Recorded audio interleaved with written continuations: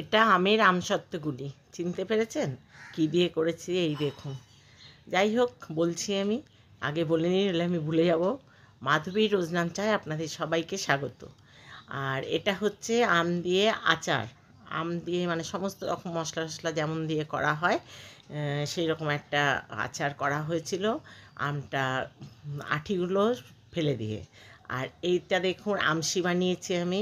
আমশিগুলো হয়ে গেছে, এবার আমশিগুলো মাঝে মাঝে রোদে দিতে হবে। আমশিগুলো অনেক দিন রোদে দিয়েছি এবং পরিষ্কার মানে আমশিটা হয়েছে। আমশিটা কী করে করে যদি আপনারা বলেন তাহলে আমি পরের একটা ভিডিও করে আমি দেখাবো। তবে আমি এখন বলে দিচ্ছি আমসত্ত্বটা কীভাবে, এই আমশিটা কীভাবে করে। এটা হচ্ছে প্রথমে আমটা চোকলা ভালো করে ধুয়ে নিতে হয়, গোটা আমটা।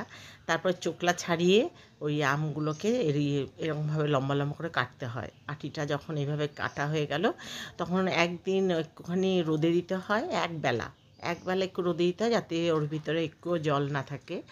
মানে হাতের যে জলটা বা এই যে আমে জল থাকে তো অনেক সময় কাটার সময় একটু জল থাকে, সেই জলটা যেন না থাকে। তারপরে এই আমগুলোকে একটা প্লাস্টিকের জারের মধ্যে দিয়ে ওটাকে আমি নুন 1 কেজি নুন দিয়ে আমি ওই প্রায় 2 কেজি আম ওখানে আছে, 2 কেজি তারও বেশি হবে, আমার তো হিসাব নেই কারণ আমার গাছের আম।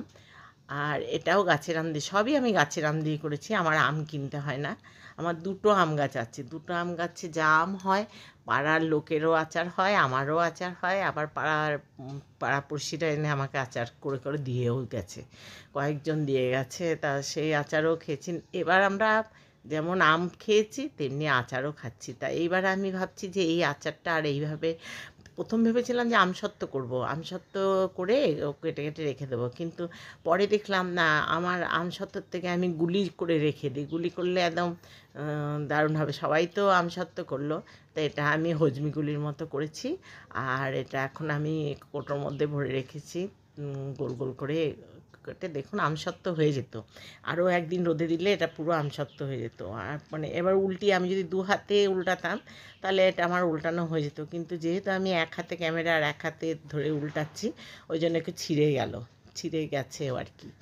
আর এ পাশটা একটু রোদে দিলেই একদম আমসত্ত্বটা একদম গোল গোল করে, এই যেমন করে আমসত্ত্ব কাটে সেরকম করে রেখে দিতে পারতাম।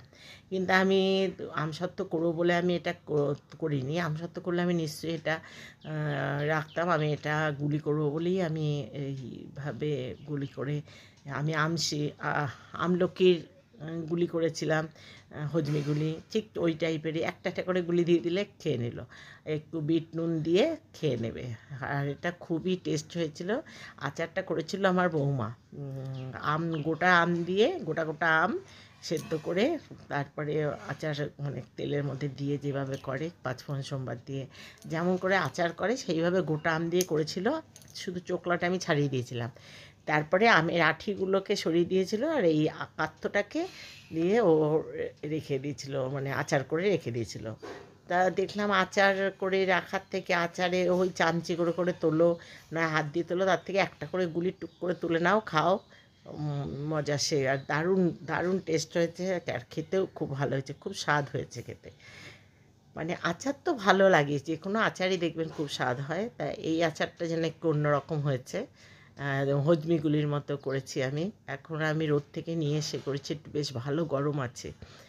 আর তারপরে আমি করি, দেখবেন আপনাদের দেখাবো। তারপরে যদি ভালো লাগে লাইক শেয়ার কমেন্ট করবেন, সাবস্ক্রাইব করে আমার পাশে থাকবেন।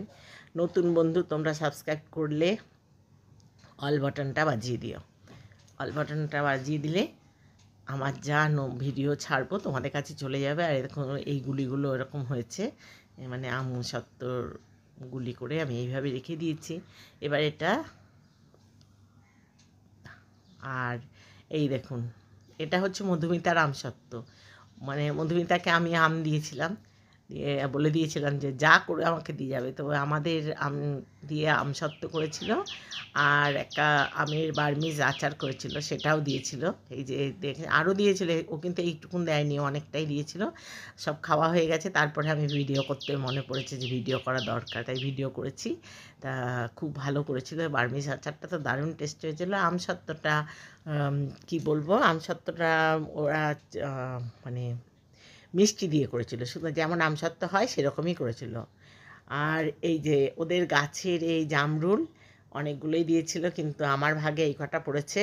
তা আমি এই কটা এখন একটা খেয়েছি, আর পরে খাবো। আমি না ধুয়েই কেটে খেয়েছি, এত মিষ্টি জামরুলগুলো, আপনাদের কি বলবো, মানে সত্যি খুব ভালো খেতে। জামরুলটার রঙটা লাল আর ভিতরটা একটু সবুজ সবুজ, দেখে মনে হচ্ছে কাঁচা, কিন্তু আদৌ কাঁচা না। খুব খেতে ভালো।